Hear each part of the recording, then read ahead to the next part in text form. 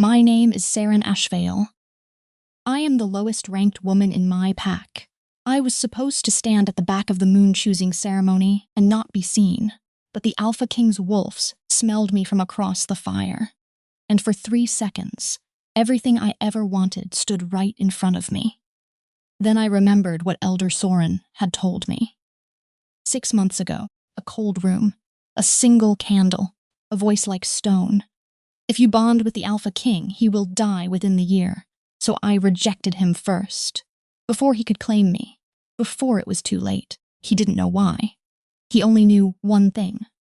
No one had ever said no to him before. I was born without a wolf rank. That sounds like a small thing. It isn't. In the Silver Peak Kingdom, your rank is everything. It decides your job, your home, your place at the table, or far from it. It decides who looks at you when you speak and who looks away.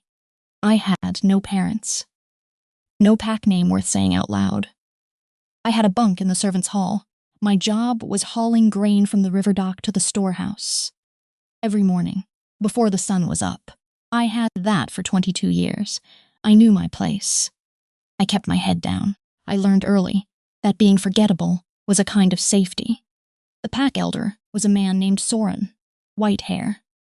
Pale blue eyes, the color of ice over deep water. He had been elder of the Ashvale pack since before I was born. He sat at the head of every council meeting. Every dispute, every law, every decision. It passed through his hands first. Everyone listened to Soren. Everyone deferred to him. Everyone was afraid of him too. But that was not something you said out loud. 6 months before the moon-choosing ceremony, he sent for me. I had never been summoned to his private room before. No servant had. The walk there felt like crossing the wrong kind of threshold. His room was small. Dark stone walls. One candle on a plain wooden table. His chair was pushed back. He was sitting very upright, hands folded in his lap, watching the door when I came in. "Sit down, girl," he said. I sat in the chair across from him. He looked at me for a long time without speaking. The candle moved. Shadows moved with it. "The moon goddess has made a choice," he said finally. "Whether it is an error or a test, I cannot say. What matters is what you do about it." I didn't speak. I waited. "Your mark," he said. "The one on your left wrist." My hand moved toward my sleeve without thinking. I stopped it. Everyone with fated mate potential carried a mark. Mine had been there since I was born. Faint branching pattern, pale as frost, against my skin. I had kept it covered my whole life. I had never told anyone about it. Not once.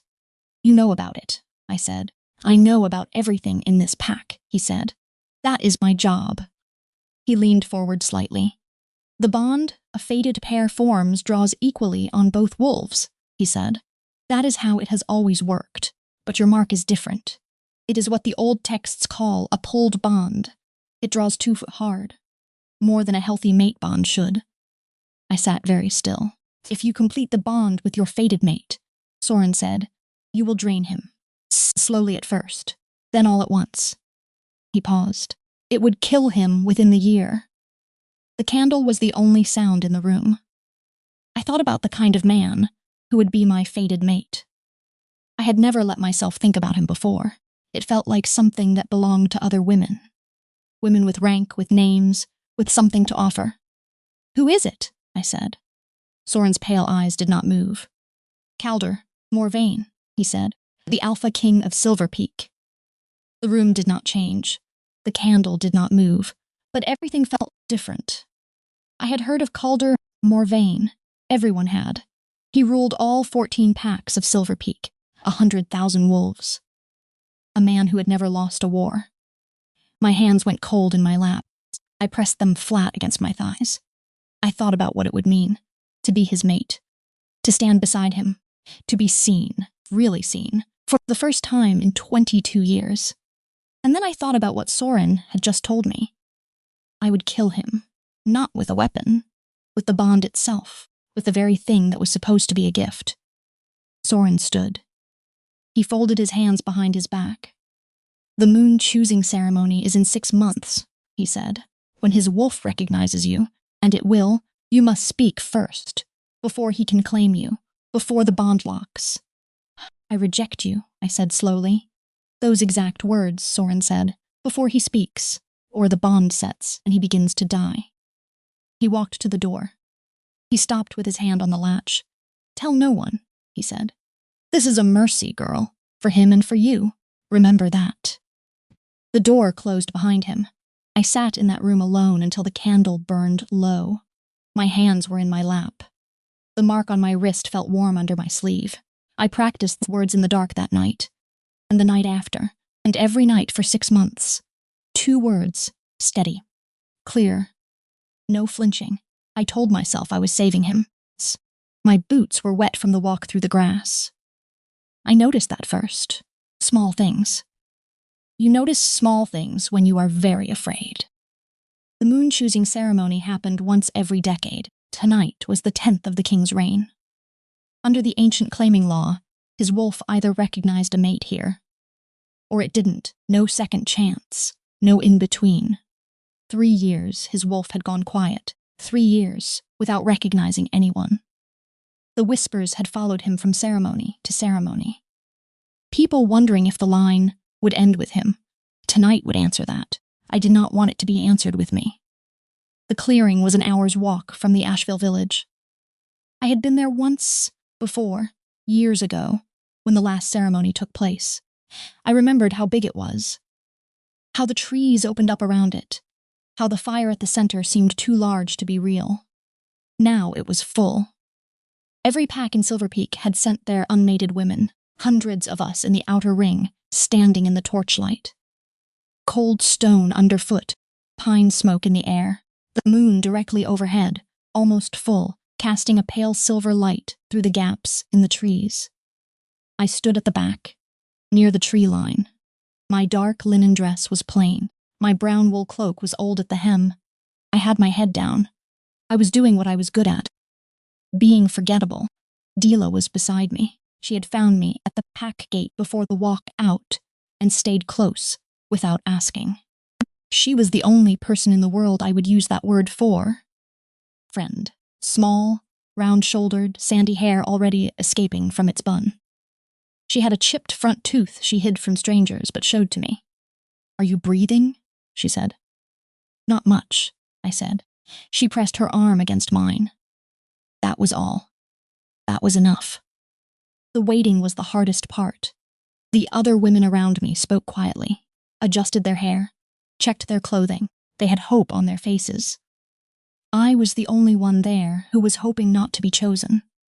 Then the crowd shifted. A silence moved through the outer ring, pack by pack, without any announcement. Everyone went still. The kind of still that means something important is about to happen. He had arrived. Calder Morvain walked into the clearing from the northern path alone.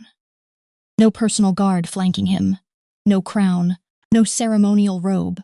Dark wool coat. Heavy leather across his chest. The silver wolf head clasp catching the torchlight at his throat. Near black hair, slightly long, pushed back from his face.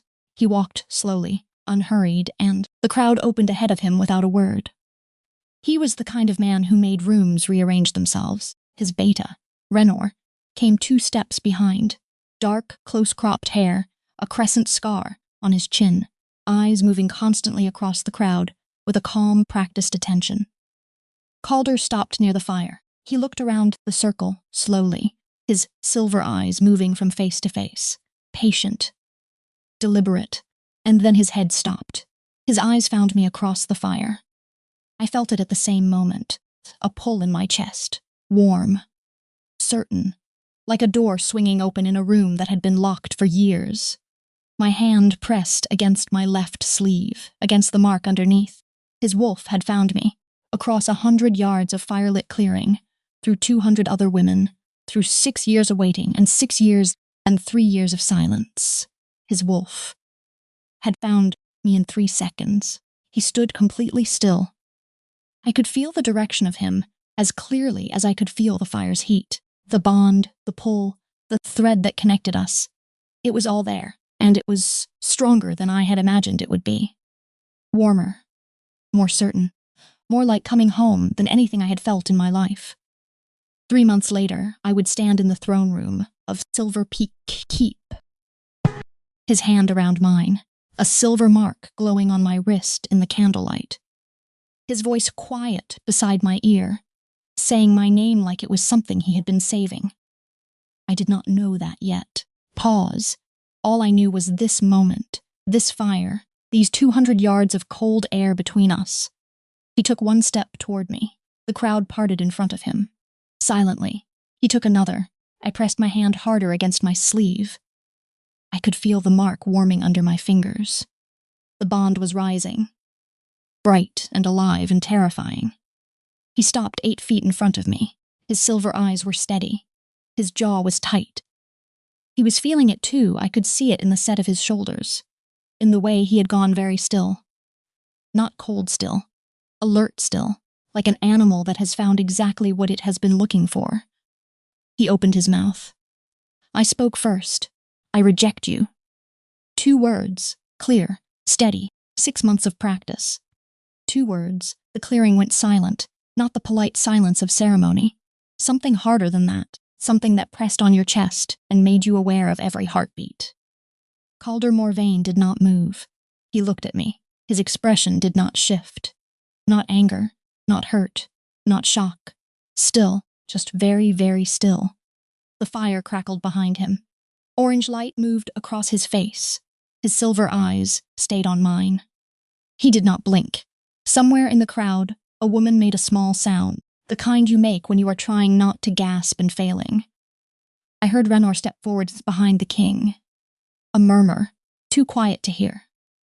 Calder raised one hand without turning. Renor stopped. The king looked at me for a long moment. 10 seconds, 20.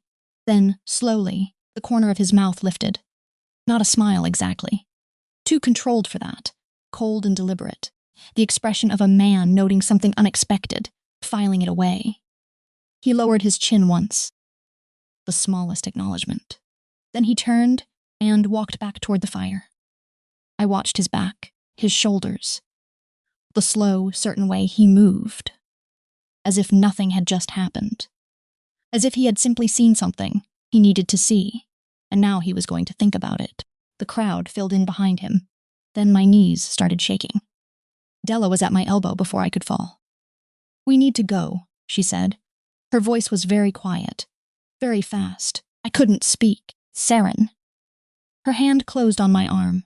Tight. Right now. We walked. Through the women near me, towards the tree line, into the dark gap between the pines. I don't remember making the decision to move. My body moved, and I followed it.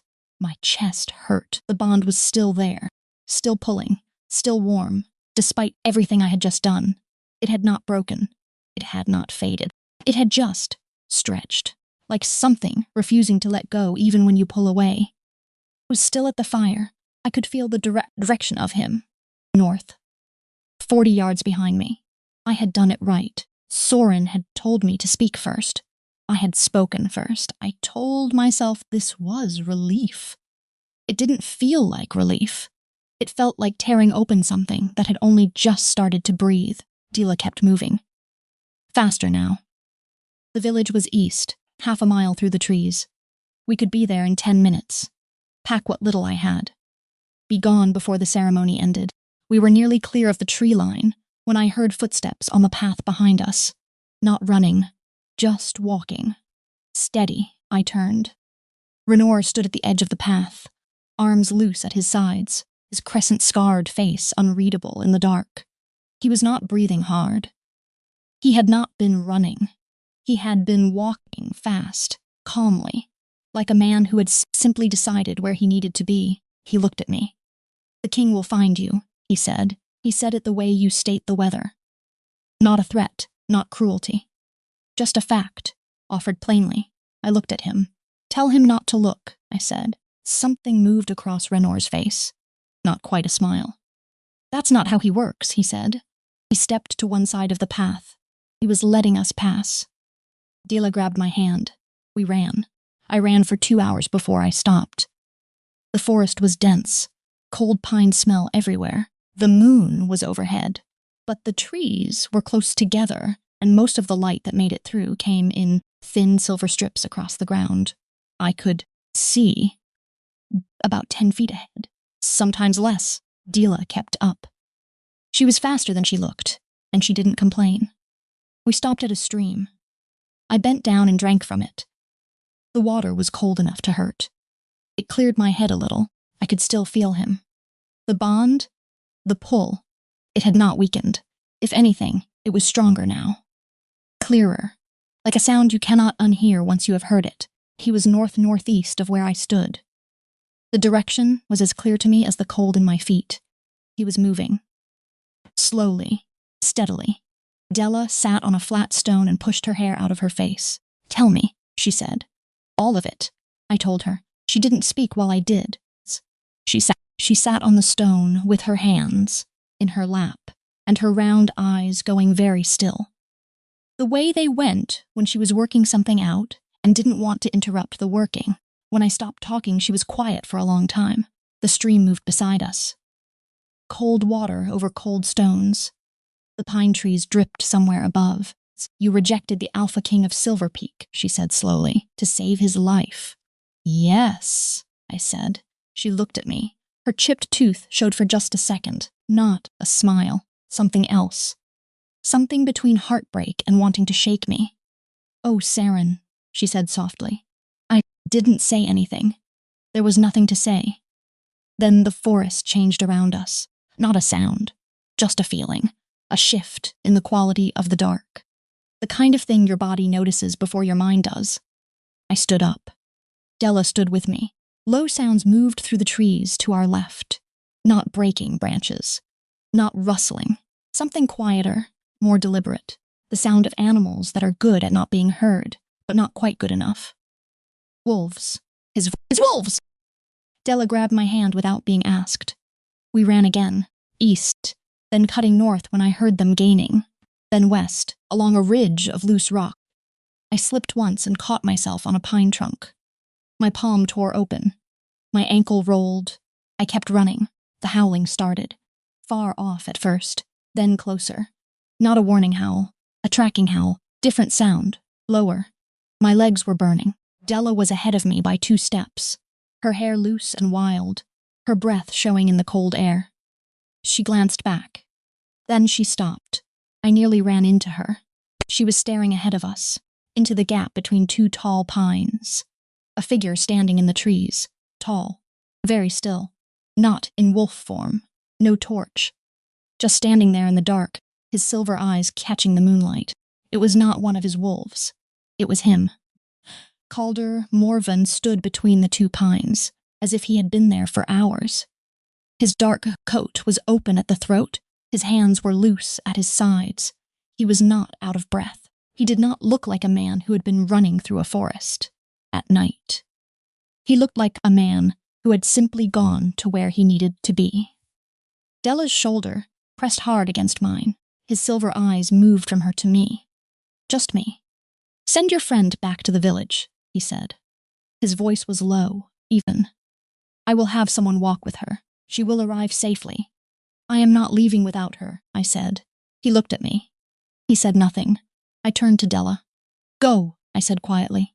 "Saris, he's not going to hurt me," I said. Della looked at him once. Her brown eyes were frightened and angry in equal measure. Then she looked at me. Then she turned and walked back into the trees. Footsteps were fast at first, then slower, then gone. Just us.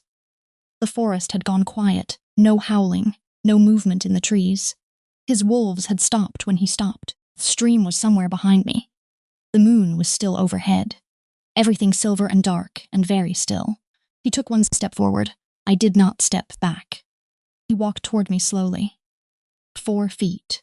3. 2. He stopped close enough that I could smell pine smoke and cold air and something underneath. Something warm that had no name, but that I felt behind my ribs when he was near. The bond, still there. Everything, it said in that clearing. After 2 hours of running, after everything, it was still there. Not smaller. Not faded. Pulled taut, like a rope under strain that would not break. His eyes were on my face. Why?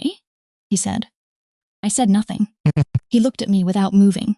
Patient. The kind of patience that does not feel passive. The kind that is doing something. You had practiced it, he said. The tone. The steadiness. You had practiced those 2 words long enough that they came out clean. He paused. Which means someone told you I was coming. Someone told you I would recognize you. I stayed still, and whatever they told you, he said. You believed it enough to stand in front of the entire Silver Peak kingdom and say those words to my face. He tilted his head very slightly. That took something, he said. I want to know what. He lifted his right hand slowly, just to show it to me. Then he lowered it. I am not going to hurt you, he said. He stepped back. He sat down on a fallen log a few feet away. He put his elbows on his knees. He looked up at me from where he sat. Talk to me, he said. That is all. I stared at him. The Alpha King of Silver Peak, sitting on a fallen log in a dark forest, looking up at me like the answer to something. My ankle hurt. My palm was still bleeding slowly where I had caught the tree trunk, and the bond was pulling. Warm. Certain. It had been pulling since the moment his wolf found me across that fire, and no amount of running or spoken words had made it stop. He was watching my face. You feel it, he said. Quiet. Not a question. I said nothing. So do I, he said. Right now, standing this close to you, I feel everything I should feel if we had completed the bond already. He paused, which means the rejection did not break it. It just held it back. He leaned forward on his knees. Whatever reason you had, he said, I want to hear it. Not to argue, not to command you to take it back. His voice was very even. I just want to understand. The moon moved slowly overhead. The pine trees were dark and enormous and silent, sat down on the cold ground across from him. And I talked. I told him everything, all of it. From the beginning, Soren's summons, the cold room, the candle, the way his hands had been folded so precisely in his lap, the words he had used, the pulled bond, the death mark, the year, the way he had said it like a doctor delivering a verdict. Like there was no room for question. I told him about the 6 months after, the practicing, the dread that built every morning when I woke up and remembered what I had to do. I told him that I had believed Soren, that everyone believed Soren, that I had spent 6 months thinking I was doing something brave, something painful but right, that I had stood at the back of that clearing, convinced I was saving his life. When I finished, the forest was quiet. Calder had not moved. He sat on the log with his elbows on his knees, watching me. His expression was very controlled. I couldn't read it. How long ago did he tell you this? He said. 6 months, I said. And he cited a specific law. Yes, I said. He had a book. He read from it. He stood up slowly. He walked a few steps, his back to me. I watched his shoulders. He turned around. The death bond law, he said carefully. He cited it by name. Yes, I said. He called it the pulled bond clause. In the ancient claiming law, he said it was rarely triggered but absolute. Calder looked at me. There is no such clause, he said. I stared at him. What? The ancient claiming law has been in my family's record hall for 4 centuries, he said. Every law, every clause, every revision. My father had me memorize it before I took the throne. His voice was flat. Careful. There is no pulled bond clause. There is no death bond provision. There has never been one. The cold air went colder. I could not speak. That cannot be. Soren invented it, he said. He was not shouting. He was not even angry, not visibly. He was speaking with the precision of a man who has decided to be exact, because everything depends on it. Then, footsteps. Quick, deliberate ones coming through the trees from the east. Renor came into the clearing. He was moving fast. His face was tight. He was carrying a leather document folder under one arm. He looked at Calder, then at me. Then at Calder. My lord, he said. I found what you sent me for. He held out the folder. Calder took it. He opened it. He looked at the pages inside. His jaw tightened once. A small movement, controlled, then gone. He held the folder out to me. "Renor," he said, "tell her what you found." Renor turned to me. His dark eyes were steady. "Soren kept a private records room in the Ashvale Elder Hall," he said. "After the ceremony, the king sent me back to look. I found 3 documents, all of them handwritten by Soren, all backdated to look old." He paused. The ink was wrong, fresh, recent. "One document described a pulled bond clause," Renor said, "complete with citations. The citations referenced older legal texts by name." He paused. "Those texts do not exist in any library in Silver Peak. I have had men checking for the last 2 hours. I sat very still." "He wrote it himself," Renor said simply. "The clause, the citations, the whole thing. There is no death mark. There never was." The world went very quiet. 6 months. 6 months of carrying it. 6 months of waking up every morning and remembering.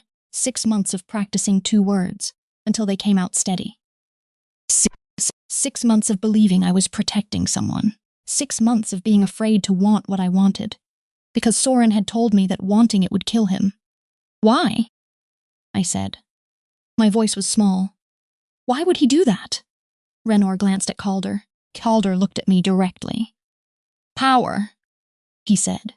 "The Elder Council has run the packs of Silver Peak for 400 years. They have influence, because the Alpha line has never taken a mate from outside the high-rank families.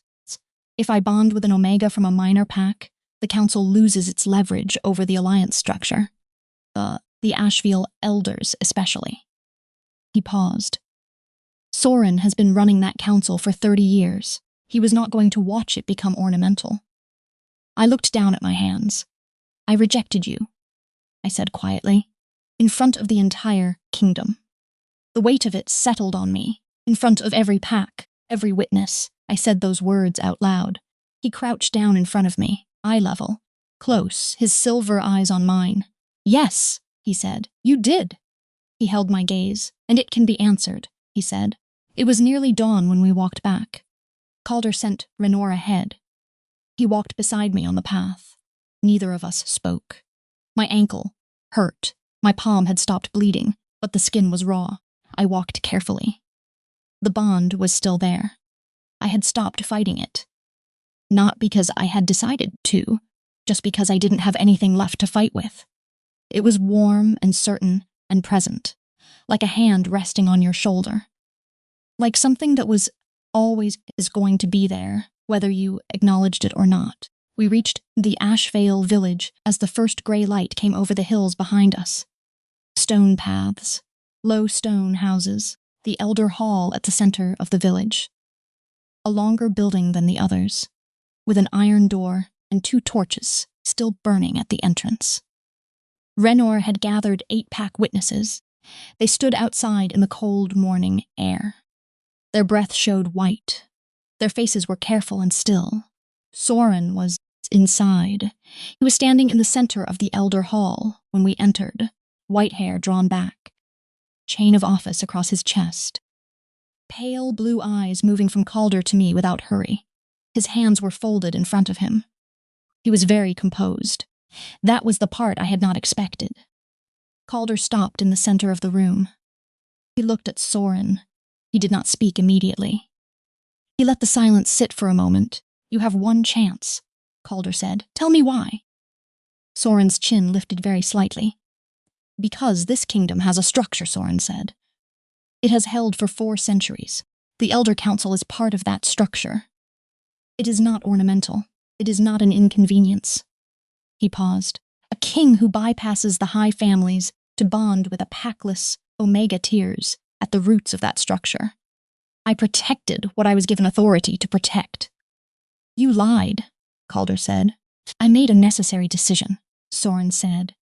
"You put 6 months of false guilt on a woman who had done nothing wrong," Calder said. His voice was very low, very controlled. "You found the one person in this kingdom who would believe you, because she had no rank, no family, no one to tell her otherwise, and you used her willingness to sacrifice herself against her. Soren's pale eyes moved to me. They held no apology. She is an Omega with no rank, he said. She would not have been missed. The room went quiet. I looked at him. For 6 months. I had thought of Soren as someone who knew things I didn't. Someone who saw more than I could see. Someone with authority worth deferring to. I looked at him now and I saw something different. An old man who was afraid. Not of losing power, exactly. Of becoming small. Of becoming the kind of thing that can be walked past without notice. The way I had been walked past my whole life. He had recognized that fear in someone else. And he had used it. Calder turned to Renor. "Remove his chain," he said. Renor stepped forward. His movements were steady and careful. Soren did not resist. He stood very still as Renor lifted the chain of office from around his neck. The metal caught the light as it came away. Heavy. Old. 400 years of authority in a length of silver links. "Elder Soren of Ashvale," Calder said. "By the power of the Silver Peak throne, and under the ancient claiming law which you claimed to serve, you are stripped of your title, your authority, and your standing in this territory. You will leave Silver Peak lands before the sun is directly overhead today. You will not return." Soren's pale eyes moved to me one final time. "You would truly choose her," he said. Not accusation, just disbelief. Genuine, quiet disbelief. Without hesitation, Calder said. The witnesses outside had heard it. The morning was still, and sound carried easily through the iron door. Renor walked Soren to the entrance. The iron door opened. Cold morning light came in, the smell of frost and pine. Soren walked out without looking back. The door closed. The hall was quiet. The 8 witnesses had followed Renor outside. It was just Calder and me in the low stone room. The torches on the wall burned steadily. Morning light came through the high window at one end and fell across the floor between us. He turned to face me. He walked toward me, slowly. He stopped a foot away. "I want to ask you something," he said. I waited. "The bond is still there," he said. "I can feel it right now." His voice was very even. "And you can too." "Yes," I said. He looked at me. "Soren had never come to you," he said. "If that room had never happened, if you had walked into that ceremony tonight with no warning, no preparation, no 2 words rehearsed." He paused. "When I walked toward you, across the fire, what would you have done?" I thought about it, honestly. I thought about the 3 seconds before I remembered. Before the candle, before his voice, before the cold room. The 3 seconds when everything I had ever wanted was walking toward me. "I would have stayed," I said. His jaw moved. Tightened once, then released. He took a slow breath. Then, slowly and deliberately, he went down on one knee. In front of me. Knee on the stone floor of the Ashvale Elder Hall. Head slightly bowed. I stared at him. No one knelt in front of an Omega. No one knelt in front of me. I had never been on the receiving end of that gesture in my life. He looked up at me. "I am not claiming you," he said. "I am not commanding you. I am asking." His silver eyes were steady and very serious. "Will you let me be your mate?" The bond pulled, warm, certain, like something that had always been meant to settle and was simply waiting for permission. I looked at him. Near black hair, slightly forward, from bowing his head, crooked nose, broken twice, and never set right. Thin scar through his left eyebrow. The burn mark on the back of his right hand, resting on his knee. He was looking at me like I was the only thing in the room that mattered. "Get up," I said. He stood. I reached out and took his hand, the right one. The one with the burn mark. His fingers were warm. He held mine carefully. "Yes," I said. 3 days later, I stood in the great hall of Silver Peak Keep. It was a room built to make you feel the weight of things. Stone walls 40 feet high. Iron torch brackets running all the way up. Hundreds of wolves standing in 2 rows from the entrance to the altar. Their breath showed in the cold air. The torches made everything amber and moving. I stood at the center, My dress was deep forest green. Thick wool, clean, pressed. A packmaid had come to my room the night before, with it folded over her arm. She had not said much. She had not needed to. I knew what was happening. So did she. My hands were at my sides, still. Della was in the crowd, front row, not bothering to pretend she was calm. Her sandy hair was pinned back. Her brown eyes were wide. Her hand was pressed over her mouth. The other hand was gripping the arm of the woman next to her. So hard. The woman had stopped trying to move. The hall doors opened. Calder Morvain walked in from the far end. No formal robes, dark coat, leather jerkin, silver wolf head clasp at his throat. The same as always. He looked like himself. Nothing added, nothing performed. He walked the length of the hall at the same pace he always walked. Unhurried. Certain. His silver eyes found me before he was halfway down the room. They did not leave. He stopped in front of me. He looked at me, the same look he had given me across the fire at the ceremony. Like a decision made and done with. He took my hands in both of his. Renor stood to one side. He opened the old leather-bound volume of the ancient claiming law. He read the words slowly. The claim, the vow, the bond between a mated pair under the Silver Peak throne. The names, Calder Morvain and Saren Ashvale. When Renor reached the final line, Calder released my right hand. He took my left one. Carefully, he pushed back my sleeve. My mark was there, the branching pattern I had covered since I was a child, pale against my skin. Quiet-looking, like something that had been waiting a long time. He pressed his thumb against it gently. "This is not a death mark," he said. It never was. The bond settled, not the pulling, straining feeling I had lived with for 3 days. Something different, something that felt like a sound finding its right note. Like a door, finally fitting its frame. Soft, warm, bright, still. I felt it move through me from the mark on my wrist to the center of my chest, like warmth spreading in cold water. Calder leaned his forehead down against mine. He was warm. He smelled like pine smoke, cold stone, and something underneath. Something I had no word for, but that my whole body recognized. Mine. "I should have found you sooner," he said. "You didn't know where to look," I said. "I know now," he said. The hall erupted. Hundreds of wolves. The sound rose up 40 feet of stone wall and filled the room and stayed there. It's not polite applause. Something real, the kind of noise people make when they have been holding their breath and finally don't need to. I felt Calder's hands tighten around mine. I looked at Della. She was not holding anything in anymore. She was laughing and crying and doing both at full volume and not looking sorry about a single part of it. I laughed, for the first time in 6 months, maybe longer. I laughed out loud, actually laughed, and it felt like putting down a weight I had been carrying so long I had stopped noticing it was there. That evening, after the witnesses had gone and the hall had emptied, Calder took me through the back corridors of Silver Peak Keep. Not a tour, not formal, just walking. Side by side, the stone walls around us lit by small iron lanterns.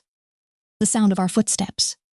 He had a room off the main hall on the north side, a wide window. He pushed it open. Cold air came in, clean and sharp. Below us, the valley of Silver Peak spread out in the last light of the evening. Pine trees dark in the dusk. White ridges far out, one river catching the last bit of sky and holding it. I stood at the window. He stood beside me. "Are you afraid?" he said. I thought about it honestly. Not the quick answer, the real one. "No," I said. That was true. I turned it over to check it the way you check something you are not sure you can trust. It was still true. He put his hand over mine on the windowsill. I looked at the valley below. At the dark trees and the cold ridges and the river holding the light. For the first time in my life, I was not standing at the back of a room. I was not hiding my mark or practicing my words or waiting to be forgettable enough that no one would notice me. I was not carrying something that had never been mine to carry. I was exactly where I was supposed to be. He squeezed my hand once. I squeezed back. That was everything.